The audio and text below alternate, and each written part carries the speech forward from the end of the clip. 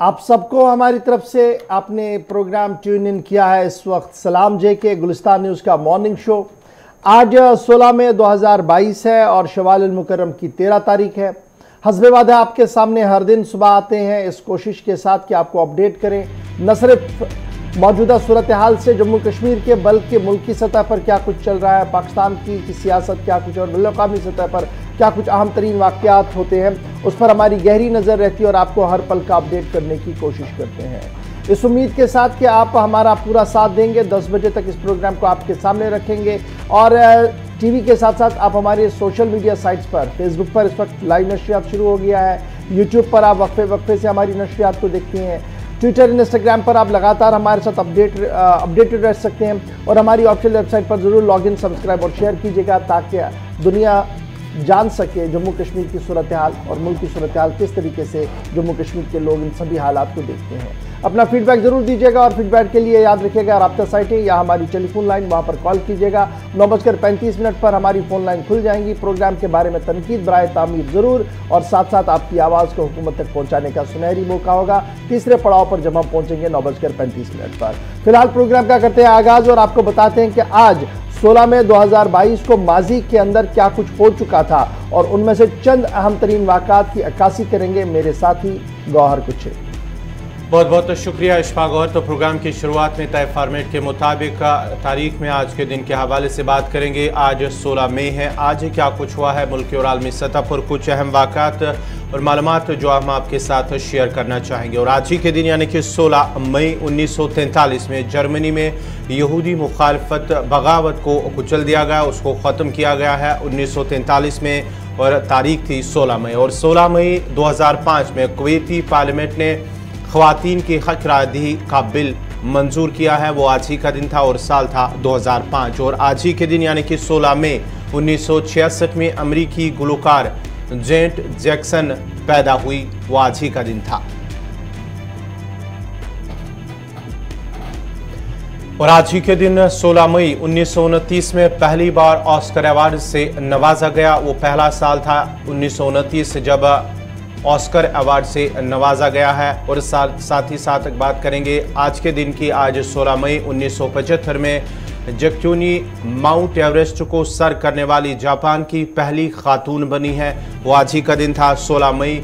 और 16 मई 1966 में चीन में सकाफती इनकलाब का आगाज़ हुआ है। आज से बाज़ाब्ता तौर पर चीन में कल्चरल जो इनकलाब था उसका आगाज़ आज ही हुआ था और साल था 1966 16 मई। तो नाज़रीन, ये थी कुछ चंद अहम वाक़ात जो हमने आपके साथ शेयर की हैं। और अब बढ़ते आगे प्रोग्राम की शुरुआत, अब खबरों की शुरुआत करेंगे। खबरों की शुरुआत करेंगे इशफाक गौहर। चलिए जनाब, आज ज़रा खबरों की शुरुआत दिल्ली से करते हैं। लेकिन दिल्ली की जब हम खबर आपको बताएंगे तो असर जम्मू कश्मीर का है। और गुज़श्ता कई दिनों से लगातार राहुल भट्ट की हिलाकत के बाद जो सूरत हाल वादी कश्मीर के अंदर बनी हुई है उसका असर अब दिल्ली के पावर कॉरिडोर के अंदर भी देखने को मिला है। और ख़बर यह है कि सूरत हाल का जायज़ा लेने के लिए वज़ीर दाखिला साहब ने एक आला सतही इजलास को तलब किया है। वादी में टारगेट किलिंग और अमरनाथ यात्रा 2022 को लेकर वजारत दाखिला के अंदर अहम तरीन इजलास कल मुनक्किद होने जा रहा है और इजलास की सदारत खुद वजीर दाखिला अमित शाह कर रहे हैं। और इस सिलसिले में खबर यह है कि मीटिंग के लिए लेफ्टिनेंट गवर्नर समेत जम्मू कश्मीर इंतजामिया के आला अफसरान का दिल्ली आमद शुरू हो गई है। इधर डायरेक्टर जनरल CRPF हालात का जायजा लेने के लिए आज जम्मू के अंदर मौजूद रहेंगे और जम्मू के साथ जम्मू और वादी के दौरे पर है, जहां पर वो सलामती सूरत हाल का भी जायजा ले लेंगे और आने वाले दिनों में अमरनाथ यात्रा के ऊपर किए जाने वाले इंतजामात के हवाले से भी रिव्यू मीटिंग में हिस्सा लेंगे। यानी जहां पिछले कई दिनों से हम बता रहे थे आपको कि जो सूरत हाल बनी हुई थी, जो टारगेट किलिंग हो रही थी और हुई है, उसको लेकर अब बाज़ाब्ता तौर पर कल 17 मई को सुबह 11 बजे नॉर्थ ब्लॉक के अंदर एक अलासती इजलास को तलब किया गया है। और नॉर्थ ब्लॉक के अंदर जो इजलास तलब किया गया है उसकी सरबराही खुद वजीर दाखिला करेंगे और लेफ्टिनेंट गवर्नर मनोज सिन्हा समेत chief secretary doctor Arun Kumar Mehta, additional chief secretary home RK Goyal, director general police Dilbag Singh, special DG CID रेशमी रंजन और उसके साथ साथ कुछ और पुलिस और इंतजामिया के सीनियर अफसरान जो है वो मीटिंग का हिस्सा बन रहे हैं। मरकजी होम सेक्रेटरी अजय कुमार बल्ला, सेंट्रल आर्म्ड फोर्स के डायरेक्टर डॉक्टर आईबी और दीगर मरकजी एजेंसियों के जिम्मेदारों को भी इस मीटिंग के अंदर तलब किया गया है ताकि सूरत हाल का जायजा लिया जाए। और सूरत हाल का जायजा लेने के लिए जहां दो बड़े इंपॉर्टेंट बातें हैं, एक ये कि जैसे हमने कल भी आपको बताया कि स्टिक बॉम्ब का एक बड़ा खतरा बढ़ रहा है और मुख्तलिफ एंगल से एजेंसियां जो है वो कटरा वाले धमाके को देख रही है। एनआईए अपने तरीके से देख रही है, इंटेलिजेंस ब्यूरो के अफसर वहां पहुंचे वो अपने तरीके से देख रहे हैं। इधर उस हवाले से भी कल एक गुफ्तगू होगी और आने वाले दिनों में तकरीबन 2.5 साल के वक्फे के बाद जो अमरनाथ यात्रा शुरू होने जा रही है, जिस पर अभी तक एक मोहतात अंदाजे के मुताबिक 3 लाख से जायद यात्रियों ने अपनी रजिस्ट्रेशन मुकम्मल करवाई है। इस बड़े पैमाने पर यात्रा को मुकम्मल किया जाए और आसान तरीके से ये यात्रा हो, किसी तरीके का कोई अनटूवर्ड ना हो, उसमें इंतजामात का भी जायजा लिया जाएगा। कल की अहम मीटिंग जो है इसमें रिव्यू सिक्योरिटी का अमरनाथ यात्रा के हवाले से होगा, इंटरनल सिक्योरिटी का रिव्यू होगा और जो कश्मीरी पंडितों की तरफ से पिछले कई दिनों से लगातार एहतजाजी मुजाहिरे किए जा रहे हैं उस पर भी फर्स्ट हैंड रिपोर्ट जो है वो दाखिला वजारत के ने तैयार की है, जो वजीर दाखिला अमित शाह के सामने रखने की उम्मीद रखी जा रही है। याद रखिएगा, इससे पहले 2 बार अजय कुमार बल्ला ने जम्मू कश्मीर की सूरत हाल का जायजा लेने के लिए इजलास तलब किया था और एक इजलास की सदारत खुद लेफ्टिनेंट गवर्नर ने भी की थी। लेकिन अब अहम तरीन इजलास जो है वो दाखिला वजीर खुद करने जा रहे हैं। इधर खबर यह है कि जम्मू कश्मीर के अंदर तकरीबन 400 एडिशनल कंपनियां सेंट्रल आर्म्ड पुलिस फोर्स की रवाना की जाएंगी ताकि फुल प्रूफ सिक्योरिटी अरेंजमेंट्स किए जाएं अमरनाथ यात्रियों के लिए। और जहां जहां पर जरूरत है सिक्योरिटी को मजीद सख्त करने की कश्मीरी पंडित माइग्रेंटों के मुलाजमीन के लिए, वहां पर वो सिक्योरिटी के लिए मामूर किए जा सकते हैं। ये इतना बड़ी इंपॉर्टेंट जो हमें मिल रही है मुख्तलिफ क्वार्टर से कि एडिशनल डिप्लॉयमेंट की मांग जम्मू कश्मीर इंतजामिया की तरफ से की जाएगी। जहां कल ये इजलास मुनक्किद होने जा रहा है, वहीं पर डीजी सीआरपीएफ पहले ही जम्मू कश्मीर के दौरे पर आ चुके हैं और आज उनका दौरा जो है वो रहेगा कश्मीर घाटी के अंदर, जहां पर वो मुख्तलिफ मीटिंग्स का हिस्सा भी लेंगे और सीआरपीएफ की तरफ से किए जाने वाले प्रोग्रामों का भी जायजा लेंगे। तो कुल मिलाकर कल का दिन अहम दिन होगा जब 11 बजे इजलास होगा नॉर्थ ब्लॉक के अंदर, जिसकी सरबराही खुद दाखिला वजीर करेंगे। उसके बाद क्या कुछ हिकमत अमली होगी उससे हम आपको पल पल का जरूर अपडेट भी करेंगे। तो बड़ी खबर कि अमरनाथ यात्रा और टारगेट किलिंग को लेकर कल 11 बजे दाखिला वजीर की सरबराही में एक आला तरीन इजलास तलब किया गया है, जिसमें कई बड़े फैसले होने जा रहे हैं। तो चलिए नाजरीन, ये थी मीटिंग के हवाले से खबर। अब ज़रा बढ़ते हैं आगे, बात अब करेंगे उस मामले की जो वादी में चंद रोज़ कबल हुई, यानी कि राहुल भट्ट कश्मीरी पंडित मुलाजिम जो कि चारोरा तहसील ऑफिस में उनकी मौत हुई है, उनका कत्ल किया गया।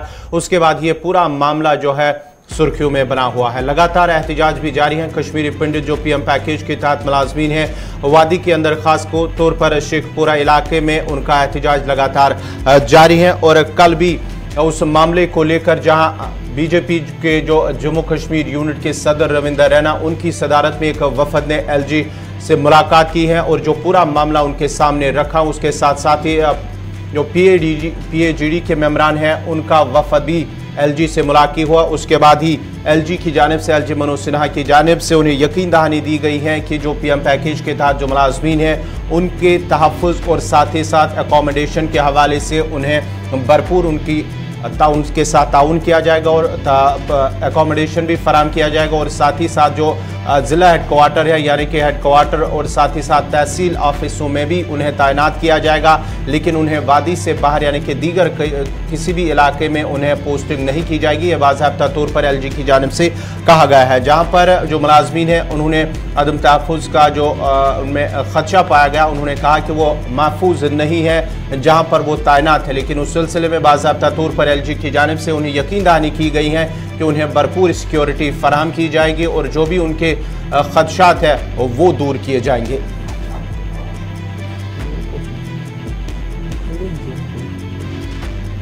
राहुल भट्ट नामी मुलाजिम की हिलाकत से पैदाशुदा सूरत हाल और पीएम पैकेज मुलाजमीन को भरपूर तहफ़्फ़ुज़ फराहम किया जाएगा। लेफ्टिनेंट गवर्नर की भारतीय जनता पार्टी और पीएजीडी की वफद को यकीन दहानी, पंडित मुलाजमीन को तहसील और सदर जिला मकामात पर तैनात किया जाएगा। ये बड़ा फैसला रात देर गए लिया गया है कि अब तहसील हेडक्वार्टर और जो डिस्ट्रिक्ट हेडक्वार्टर्स हैं वहीं पर तैनात किया जाएगा। तो इसमें मेरी नज़र ये जो आया है कि तहसील और सदर जिला मकामात पर ही तैनात किया जाएगा। ये देखना होगा कि किस तरीके से कश्मीरी पंडित माइग्रेंट इसको लेंगे। फिलहाल लेफ्टिनेंट गवर्नर मनोज सिन्हा ने इस बात की वाजगाब ऐलान किया है कि पंडित मुलाजमीन को वादी में हर तरह का तहफ़्फ़ुज़ फराहम किया जाएगा और उनकी हर ज़रूरत का ख्याल रखा जाएगा। ये बात उन्होंने कल भारतीय जनता पार्टी के वफद जिसकी क़यादत रविंद्र रैना कर रहे थे तो बताई, जिन्होंने राहुल भट्ट नामी पंडित मुलाजिम की हिलाकत के पेश नज़र कल मुलाकात की थी, जिसे गुज़श्ता दिनों चाजुरा में गोली मारकर हलाक कर दिया गया था। मनोज सिन्हा ने वफद को बताया कि पीएम पैकेज मुलाजमीन को महफूज जिला और तहसील सदर मकामात पर तैनात किया जाएगा और जम्मू कश्मीर पुलिस उनके खानदानों को सिक्योरिटी और माकूल निज़ाम फराहम करेगी। एक तरफ से ये बात बताई जा रही है और दूसरी तरफ से कल ही ये साफ कर दिया गया है कि सिक्योरिटी एजेंसीज को फ्री हैंड दे दिया गया है। सिक्योरिटी एजेंसीज को फ्री हैंड दे दिया गया है कि वो कोई भी ऑपरेशन कर सकते हैं, किसी से भी पूछताछ कर सकते हैं ताकि सिक्योरिटी किसी भी तरीके से डिरेल ना हो। ये एक बड़ा सवाल है। और तीसरी बड़ी अहम बात जो है वो कल लेफ्टिनेंट गवर्नर साहब ने दोबारा वजाहत के साथ बता दी, इंतहा पसंदी और दहशतगर्दी का ताउन करने वाले लोगों को हरगिज भी नहीं बख्शा जाएगा। यानी इंतहा पसंदी, मिलिटेंसी या मिलिटेंटों को मदद करना, उनकी मुआवनत करना, उन्हें किसी भी तरीके से मदद पहुंचाने वाले को किसी भी तरीके से नहीं बख्शा जाएगा।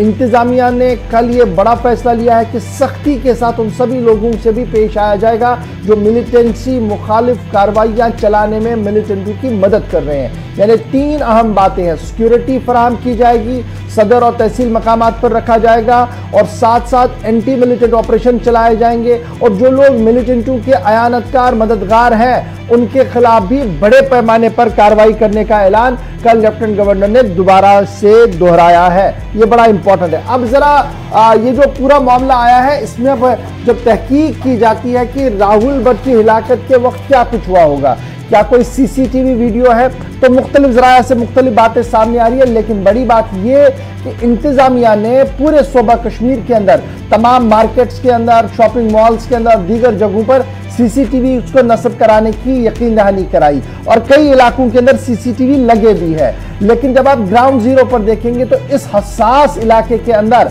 जहां पर तहसील ऑफिस है, एसडीएम ऑफिस है और दीगर महकमे माल के जिम्मेदारों का दफ्तर है, वहां पर एक भी सीसीटीवी नहीं लगा है। ये ग्राउंड जीरो की कहानी हम आपको बता रहे हैं, जो शायद एक बड़ा सवाल है कि आप सभी को सीसीटीवी लगाने की इजाजत दे रहे हैं, सीसीटीवी लगाने के लिए तैयार कर रहे हैं, दुकानों के अंदर, रोड्स के ऊपर, चौराहों पर लगा रहे हैं, लेकिन जो हसास तरीन इदारे हैं हमारे, चाहे वो एसडीएम ऑफिस है, चाहे वो ब्लॉक ऑफिस है, चाहे वो इस तरीके के ऑफिस है जहां पर लोगों की आवाजाही है, वहां पर सरकार ने अपने दफ्तरों के ऊपर सीसीटीवी क्यों नहीं लगाए हैं, ये एक बड़ा सवाल है। और इस को लेकर मरकज और रियासती इंतजामिया में भी काफी कुछ चिनोगोइयां जो है वो चल रही है। तो फिलहाल खबर ये कि इंतजामिया की तरफ से कोशिश की जा रही है कि जो लोग पीएम पैकेज के तहत मुलाजमत यहाँ पर इख्तियार कर चुके हैं वो वादी ना छोड़ें। लगातार कल हमने देखा कि जब रविंद्र रैना वहाँ पर गए थे तो काफ़ी गुस्सा लोगों के अंदर था।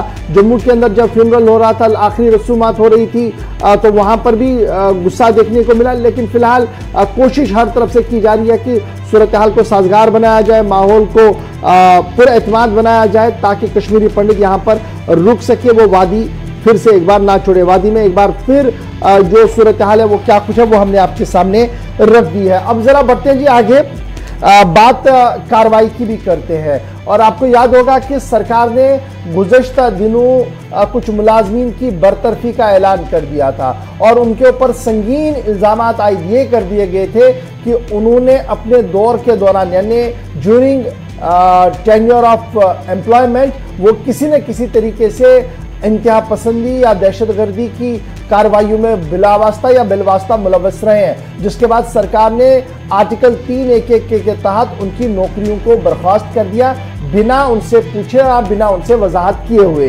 तो अब खबर यह आ रही है कि जिनमें कल हमने आपको बताया था, परसों आपको बताया था कि कश्मीर यूनिवर्सिटी के अंदर एक आला मुदर्रिस को भी बाहर का रास्ता दिखाया गया है, वहां पर सूरत हाल कुछ और भी अब बन रही है। खबर यह आ रही है कि कश्मीर यूनिवर्सिटी टीचर्स एसोसिएशन सरकार के राडार पर है और सरकार ने कई टीचरों के खिलाफ कार्रवाई करने का मन बनाया है। और जिस तरीके से लगातार पिछले कई महीनों से हम देख रहे थे, मुख्तलिफ सरकारी मुलाजमीन की पीआरस को चेक किया जा रहा था, उनके अकाउंट्स को चेक किया जा रहा था, उनके वर्किंग और सोशल बिहेवियर को चेक किया जा रहा था, उसमें कश्मीर यूनिवर्सिटी टीचर्स एसोसिएशन भी अब शामिल हो गई है। और सरकारी ज़राया के मुताबिक कि कई लोग उसमें ऐसे हैं जो किसी न किसी तरीके से इंतहा पसंदी के नेटवर्क को बढ़ाने की कोशिश कर रहे हैं। पिछले 2 दिन से कई डॉक्यूमेंट सोशल मीडिया पर वायरल है। अगर उन डॉक्यूमेंट्स की हकीकत को सही माना जाए, क्योंकि अभी तक भी सरकार ने उनकी तरदीद नहीं की है, सरकार ने उनकी कोई तायीद नहीं की है, खामोशी भी कहीं ना कहीं तायीद मानी जाती है। तो इस तरीके से जो 2 दिन से हम लगातार देख रहे थे कि सोशल मीडिया पर कई चीजें वायरल हो रही थी, उसके मुताबिक कश्मीर यूनिवर्सिटी टीचर्स एसोसिएशन पर बड़े पैमाने पर गाज गिर सकती है। और हमारे पास जो इदाद शुमार सामने आ रहे हैं, 1 दर्जन के करीब मुलाजमीन जो कश्मीर यूनिवर्सिटी टीचर्स एसोसिएशन के साथ जुड़े हुए हैं, उनकी सबकदोशी के ऑर्डर्स को टाइप किया जा रहा है और किसी भी वक्त इजरा किया जा सकता है।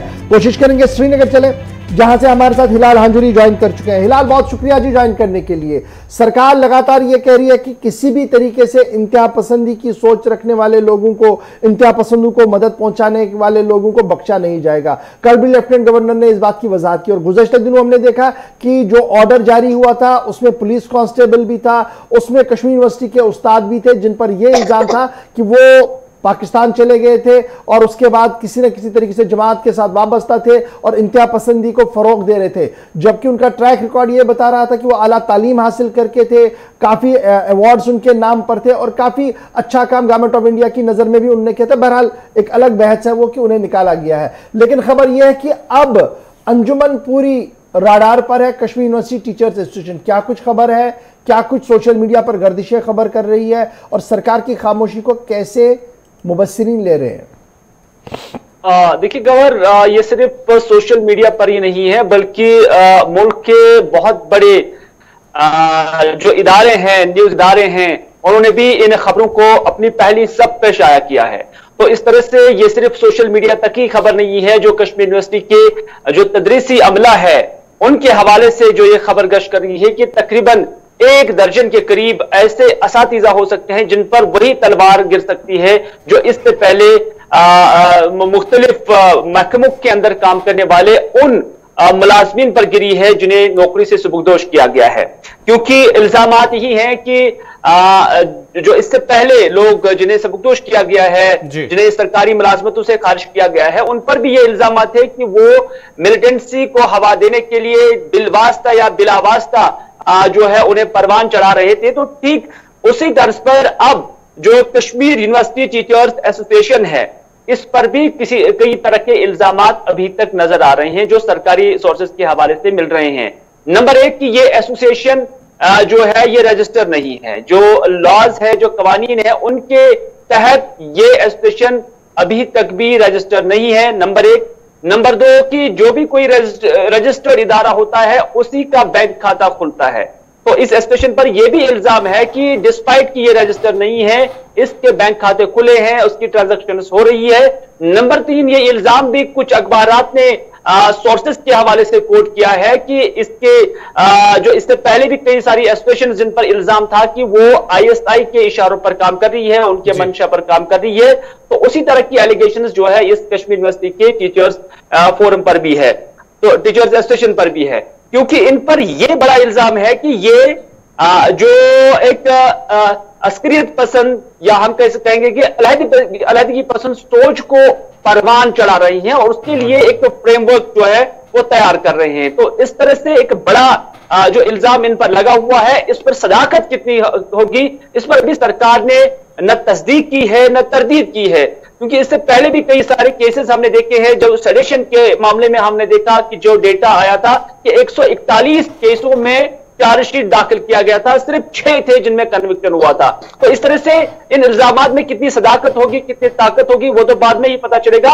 लेकिन इस तरह हम काफी वक्त से देख रहे हैं कि जो सरकार ने कमेटी कॉन्स्टिट्यूट की है, जिसका काम ही यही है, जिसकी जिम्मेदारी यही है कि वो ऐसे मुलाजमीन को रडार पर रखे जिन पर शक व शुबहात है कि वो अस्करियत पसंदी या मिलिटेंसी को या जो इलाही की पसंदी है उस सोच के साथ या तो उसे फरोग दे रहे हैं या उसमें अयानतकार रह रहे हैं, तो उनके खिलाफ जो है कार्रवाई हो सके। तो इसी तरह से जो कश्मीर यूनिवर्सिटी का टीचर्स एसोसिएशन है वो भी उसी जुमरे में आती है। नंबर 1 जी हिलाल, एक चीज आपसे जानना चाहेंगे, ये जो टीचर्स एसोसिएशन के खिलाफ इल्जामात हैं, क्या इसमें स्टूडेंट जो कश्मीर यूनिवर्सिटी के स्टूडेंट्स हैं मुख्तलिफ डिपार्टमेंट्स के, क्या उनका भी जिक्र है इस जो खबर सामने आ रही है? देखिए, फिल वक्त तो ये टीचर्स एसोसिएशन के बारे में है, और जो नॉन टीचर्स है, जो पढ़ाने गैर तदरीसी अमला है, उन पर भी अभी जो है एनालिसिस की जा रही है। लेकिन जो एनालिसिस अभी तक आई है उसमें यही कहा जा रहा है कि तीन टीचर्स ऐसे हैं जो कंटेमिनेटेड माने जाते हैं, जिन पर फौरन से पेशतर एक्शन लेने के बारे में जो है तजावीज दी गई है। हालांकि भी हतमी फैसला नहीं आया है, लेकिन 12 ऐसे माने जाते हैं जिन्हें कहा जाता है कि जिनके खिलाफ बरवक्त कार्रवाई और सख्त कार्रवाई के बगैर कुछ अल्टरनेट जो है कार्रवाई करने की जरूरत है, क्योंकि उनपे जो मुशाहिदा आया है कि वो उन 3 के जुमरे में नहीं आते हैं, बल्कि उनके दूसरे दर्जे में आते हैं। इसके अलावा जो 24 अदर्स हैं उनमें भी कहा जाता है कि उन्हें काउंसलिंग करने की जरूरत है और उस काउंसलिंग के जरिए वो वापस दायरे के अंदर आ सकते हैं। ये अभी तक का एनालिसिस जो है क्लियर किया गया है। मिलाकर 15 लोगों की वो फहरिस्त है जिन पर आर्टिकल 311 इतलाक हो सकता है, और सरकार की कमेटियां जो वो उस तरीके से इसको देख रही है। और जब इतने बड़े पैमाने पर गाज गिरेगी कश्मीर यूनिवर्सिटी के अंदर, कल भी हमने देखा कि हंगामा हो रहा था, तलबा एहतजाज कर रहे थे, कह रहे थे कि जनाब आप जिस तरीके से कर रहे हैं इससे तो हमारा कैरियर भी स्टेक पर लगेगा, और इतने अजीम उस्ताद को आप बाहर निकालें। मतलब तलबा की नजर में उस्ताद को एक आला मकाम रख ही लेता है, लेकिन सरकार पर यह भी इल्जाम है कि बिना किसी बात के, बिना किसी फर्दर इंक्वायरी के और कोई मौका उन मुलाजमीन को दिया जाए कि वो अपनी पोजीशन को वजाहत कर देते हैं, ऑर्डर्स इजरा किए जा रहे हैं टर्मिनेशन के। बिल्कुल, इससे पहले भी हमने देखा कि इस तरह की वाक़ात हुई हैं, और एक डेमोक्रेटिक सेटअप में इस तरह की चीजें बहुत कम देखी जाती हैं। हालांकि मुझे याद है कि मुफ्ती मोहम्मद सईद के दौर में भी कई सारे ऐसे लोग थे जिन पर इस तरह की जो तलवार थी वो उन पे वो चलाई गई थी, लेकिन बाद में हमने देखा कि गवर्नमेंट उसको कोर्ट के अंदर जब इसकी वजाहत हुई, जब इसके केसेस चले, तो वहां पर वो साबित करने में नाकाम हुए हैं। लेकिन यहां पर भी क्या ऐसा होता है वो देखने वाली बात होगी। लेकिन इतना जरूर है कि जो हमने सेडिशन के मामले में चार्जशीट्स के अंदर देखा, तो वहां पर हमने उन इदारों को जिन्होंने वो कार्रवाइयां की थी उनको बहुत कम कामयाब होते हुए देखा है। जो सेडिशन के मामले में 141 में से 6 के कन्विक्शन हुआ है। जम्मू कश्मीर के अंदर जब हम देखते हैं तो 25 लोगों के खिलाफ सेडिशन लगे थे, और उनमें से सिर्फ 3 को ही चार्जशीट दाखिल किया गया था, और जब वो चार्जशीट कोर्ट ने देखे तो वहां पर उसे नामुनासिब करार दिया गया है। तो इस तरह से क्या यहां पर भी ऐसा होगा, ये देखने वाली बात होगी। बहुत बहुत शुक्रिया हिलाल हमारे साथ ज्वाइन करने के लिए। फिलहाल जरा से खबर है कि कश्मीर यूनिवर्सिटी टीचर्स एसोसिएशन सरकार के राडार पर है। दर्जनों मुलाजमीन की फाइलें खंगाली जा रही है, और किसी भी वक्त लेफ्टिनेंट गवर्नर की मंजूरी के बाद ऑर्डर जारी किए जा सकते हैं। बढ़ते हैं जी आगे, बात जरा जम्मू की करते हैं, क्योंकि खबर यह है कि सियासत के अंदर कल का दिन भी बड़ा अहम है। जहां दिल्ली के अंदर मीटिंग है, वहीं जम्मू के अंदर यूनाइटेड अपोजिशन कल एहतजाजी धरना देने का ऐलान कर चुकी है। बड़ी खबर हम आपको बता रहे हैं कि यूनाइटेड अपोजिशन कल एहतजाजी धरना कर रहे हैं, और यह धरना तब वो दे रहे हैं जब हदबंदी की रिपोर्ट सामने आ चुकी है। सरकार की नोटिफिकेशन जारी हो गई है, और यूनाइटेड अपोजिशन जिसका इजलास गुज़श्ता दिनों जम्मू के अंदर मुनक्किद हुआ था, और उन्होंने कहा था कि वो हदबंदी की रिपोर्ट को नहीं मानते हैं, लेकिन फिर भी वो अपनी लड़ाई लड़ते रहेंगे। उसी लड़ाई को लड़ने का कल का दिन है उनका।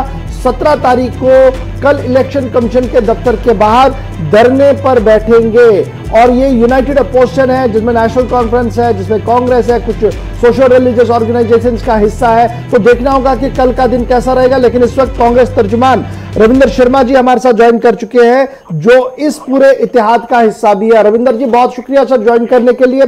खबर है कि कल 11 बजे आपका इजलास है, आपका एहतजाज है। ये एहतजाज हदबंदी को लेकर है। क्या आपको ऐसा नहीं लग रहा है कि बहुत देर कर दी मेहरबान आते आते? नहीं, देखिए पहली बात तो ये थी कि हम प्रधानमंत्री जी के उस आश्वासन पे कि डिलिमिटेशन कमीशन सब कुछ ठीक करेगा, और उसके बाद डिलिमिटेशन कमीशन एक बार यहाँ आया, उसने बहुत से 2000 लोगों को कश्मीर और जम्मू में मेमोरेंडम लेकर के गए और उन्होंने कहा बिल्कुल पैरामीटर्स कानून और नॉर्म्स के दायरे में और जो लिखा वही करेंगे। उसके बाद जो है वो ड्राफ्ट रिपोर्ट, आपको पता है कि जो ऑफिशियल ड्राफ्ट रिपोर्ट आई वो आई 15 मार्च 2022 को। उससे पहले तो अडॉप्शन रिपोर्ट आती रही, उस पर एहतजाज हुए, प्रोटेस्ट हुए, सबने कहा कि अगर यही रिपोर्ट है तो ये बहुत गलत है, बेइंसाफी है। लेकिन फिर भी उम्मीद थी कि भाई ड्राफ्ट रिपोर्ट के बाद टाइम मिलेगा, और 2 साल 2 महीने जिसको लगाया उन्होंने रिपोर्ट तैयार करने में टेबल में बैठ के, उसके लिए 1 हफ्ता उन्होंने लोगों को कहा और अपोजिशन को कहा कि आप 21 मार्च तक अपना जवाब दायर करिए। खैर हमने वो प्रक्रिया भी की, प्रोटेस्ट भी की, और हमने कहा कि भाई साफ करिए, सुनिए, कानून और पैरामीटर्स का तो ख्याल रखिए। लेकिन जब वो आए यहाँ पे और उस दिन भी हमने प्रोटेस्ट किया, लेकिन हम मिलने भी गए, लेकिन वहां आपने किसी अपोजिशन पार्टी का नाम नहीं था। मैं खुद गया लेकिन वहां कोई नाम नहीं था। हालांकि बुलाया गया कि आपका दस्तखत किया हुआ ऑब्जेक्शन आया है पार्टी की तरफ से, लेकिन हम 3 साबका विधायक भी गए लेकिन वहां पे नहीं था, इसलिए एक आईवाश मजाक किया गया।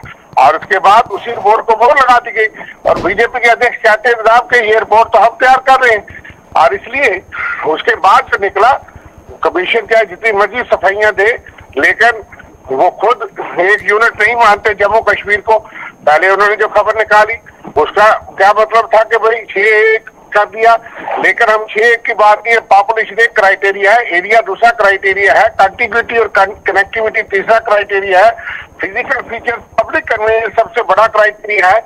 किसी चीज को देखा नहीं गया, एक टाउन को 2-2 हिस्से में बांट दिया गया, एक कॉन्स्टिट्यूंसी के 3 हिस्से बना दिए गए। अच्छा जी, बड़ा इंपॉर्टेंट है जी। अब ये रिपोर्ट तो आ गई है, सरकार की नोटिफिकेशन भी आ गई है, और आप जर्नलिस्ट भी है, आप जानते हैं कि अब इसमें पानी आना बहुत मुश्किल है कि कोई चीज हट जाए या कोई चीज नहीं आए इसमें, क्योंकि फिर सरकार ने एक नई प्रोसेस शुरू करनी है जो शायद सरकार के मूड में भी नहीं है। और मामला सुप्रीम कोर्ट के भी संज्ञान में है, सुप्रीम कोर्ट में भी नोटिफिकेशन जारी कर दिया है। ये जो सुशील चंद्रा साहब लगातार कह रहे हैं कि जनाब पॉलिटिशियंस की मजबूरी है, वो इस तरीके के बयान देते रहते हैं, उनको अपनी सोच बदलनी होगी, क्योंकि हमने एक ही यूनिट लिया है और ये सिर्फ एक क्राइटेरिया की बात करें, हमने बहुत सारे क्राइटेरिया को ध्यान में रखकर ये किया है। लगातार उनके 3 बड़े स्टेटमेंट्स आए हैं 1 महीने के अंदर अंदर।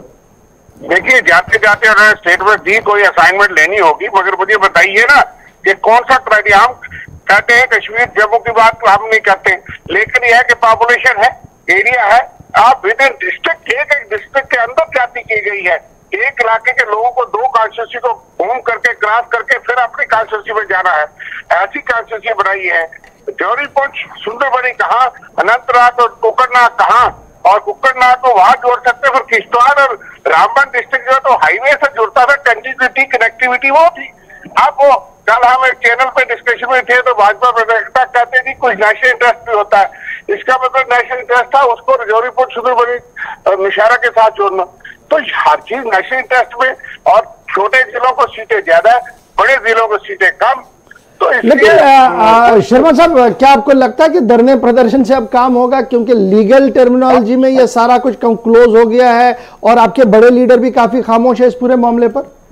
देखिए संघर्ष हम जारी रखेंगे। आपको पता होगा जो पहली डिलिमिटेशन, पिछला डिलिमिटेशन हुआ था वो असेंबली में पेश हुआ था, स्पष्टी की ऑब्जेक्शन आए, उसमें फाइनल रिपोर्ट जब पेश हुई थी उसके बाद रिव्यू कमीशन बना। सरकार करना चाहे, सुनना चाहे तो सुन सकती है, कमीशन की रिपोर्ट तो फाइनल नहीं है, उसको रिजेक्ट कर सकती है, उसको रिव्यू करवा सकती है, लेकिन अगर नहीं सुनना चाहे, लेकिन जोर जबरदस्ती की नीति में संघर्ष हमारा नारा है। अल्टीमेटली जज लोग हैं, हम लोगों की आवाज बुलंद करते रहेंगे। अगर आप संगलदान गूंद को कहीं कहीं लगा दिया आपने।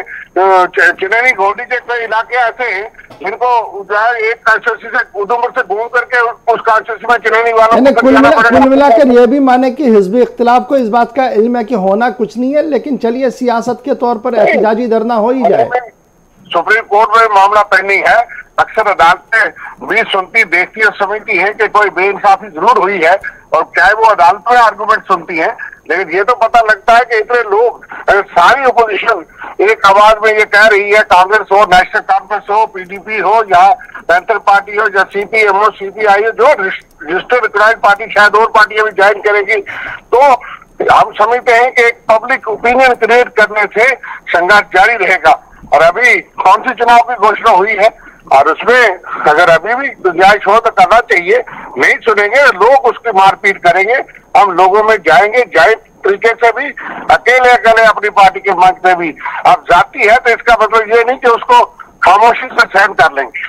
बहुत शुक्रिया जी ज्वाइन करने के लिए। फिलहाल कल यूनाइटेड अपोजिशन का जम्मू के अंदर होगा धरना।